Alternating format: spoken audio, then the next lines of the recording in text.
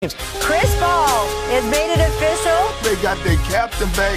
They have their floor general back. They have their leader back. And I remember him telling me, I just want to play basketball. At some point, you can get rewarded like this, and he deserved it. Mo money, no problems. 36-year-old Chris Paul becoming the oldest player to sign a $100 million contract in league history, and does so to remain in Phoenix. He signs a 4-year, $120 million deal. Kyle Lowry, this is a tough one for me and Arda. Raptor fans, he is moving on. We knew he was going to move on. He moved on to Miami, signed a 3-year, $90 million deal. Goran Dragic going to Toronto on that sign and trade. Lonzo Ball moving on to Chicago. Just some of these signings on a busy day in free agency as we welcome in Adrian Wojnarowski. And Woj, again, busy day in free agency, lots of movement happening, but there's also plenty of superstars in line for contract extensions. Let's start there. What's the latest? Yeah, just reported that Atlanta Hawks All-Star Trae Young has agreed to a 5-year, potentially a $207 million designated rookie max extension. And also Shai Gilgeous-Alexander of the Oklahoma Thunder, a 5-year max extension.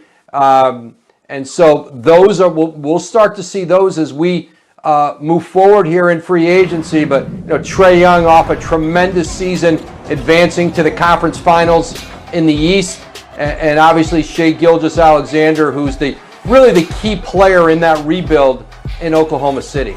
Yeah, both those guys worth every penny, and like you mentioned, more big names likely to come. Going back to today, and the Miami Heat, they look like big winners on Monday. Pat Riley, very aggressive, making the biggest splash, landing Kyle Lowry from the Raptors. How much better are they now, and are they done?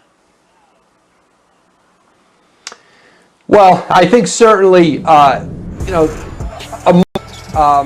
listen, there's still more they could do. DeMar DeRozan is still available out there. Is there a way that they can get him, perhaps find a way, or maybe he takes less money to come to Miami? There's certainly a lot of other options for him. But this is certainly your ultimate win-now team with a lot of key players in their 30s. Certainly Kyle Lowry at 35 years old, and Jimmy Butler in the prime of his career.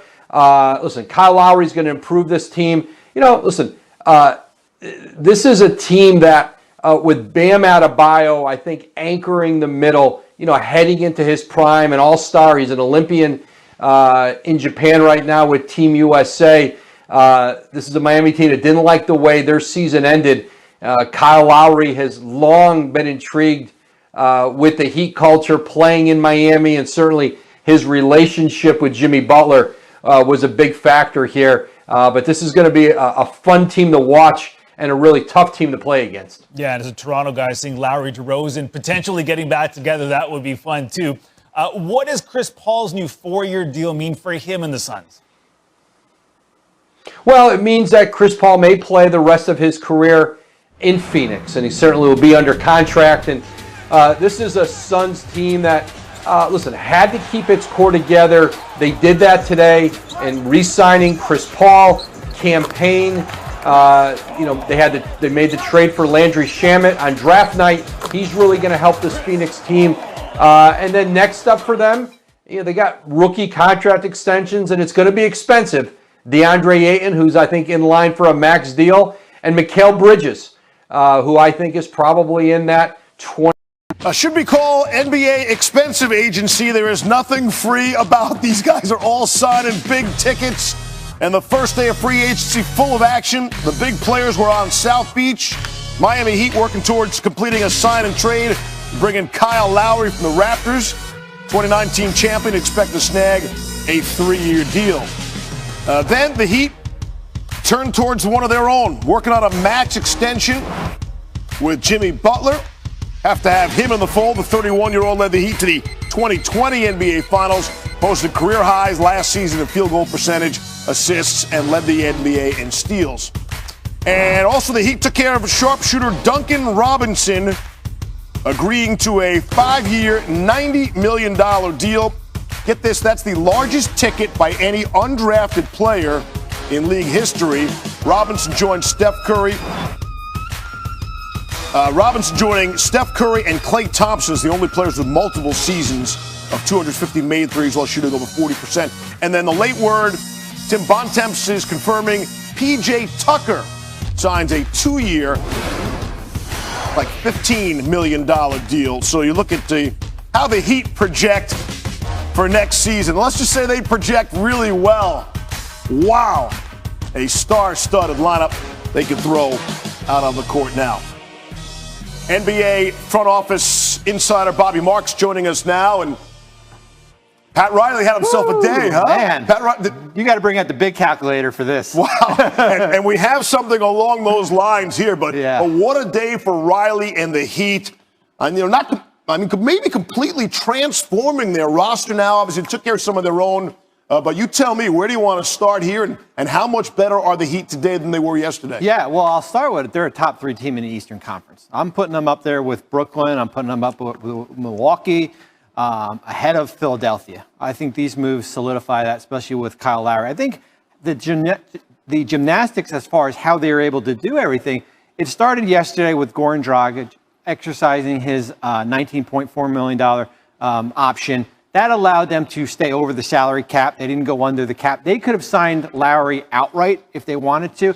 They didn't do that. And when you take a player out like, Dragic and probably Precious Achiuwa, and then you add Kyle, into that mix, his number is going to be a little bit higher than that 25, right around 27. That keeps you in the game here. What they were able to do, though, is Duncan Robinson. You had his bird right, so now you can exceed the salary cap to bring him back right around $16 million, and you keep on adding, and they'll be able to stay under the luxury tax, under the hard cap. When you look at here, they're under, and then you look at a player like, we'll see where P.J. Tucker is down here. I think we might even have him in the 4s. Yeah, we got him in the 4s. And then you had P.J. Tucker, because what happened is that you still had here's PJ, you still had your mid-level exception. So you had your $9.5 million mid-level exception. PJ gets about $7 million of that. And then when you slide him in there, you're still under the luxury tax. And How's that possible? And you can fill out the rest of your roster with minimum guys. You're probably going to lose Kendrick Nunn, who's a restricted free agent. But, yeah, you basically have turned over your roster, 2 years after they made the Jimmy Butler deal, something into nothing, and now this is a top 3 team in the Eastern Conference. Yeah, that is amazing how quickly you can transform. It's also amazing how you can go the other way. Toronto was 2 years ago, right? Yep. The Raptors were unrecognizable now from that championship club. What happens if I tap on this Kyle Lowry? Like the whole thing explodes? No, not yet. All right. But how quickly it can change in the NBA, right? It can turn quickly, and they were able to. Hey, you get swept by Milwaukee last year in the first round. Like, change is coming here.